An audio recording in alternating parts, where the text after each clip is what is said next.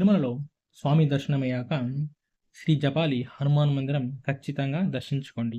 జపాలి దట్టమైన అటవీ ప్రాంతంలో ఏపుగా పెరిగిన వృక్ష సంపదతో, చుట్టూ చక్కని జలపాతాలతో, దివ్య తీర్థాలతో, పక్షుల కిలకిల రావాలతో, కారణ జన్ముల కర పాదస్పర్శతో, దివ్య సుగంధాలతో, ఔషధి వనమూలికల సంపదతో తిరుమలకు సుమారు 5 కిలోమీటర్ల దూరంలో పాప వినాశనంకు వెళ్ళే దారిలో ఉన్న సుందర చారిత్రాత్మక దివ్య తీర్థరాజం ప్రసిద్ధ హనుమక్షేత్రం ఈ జపాలి.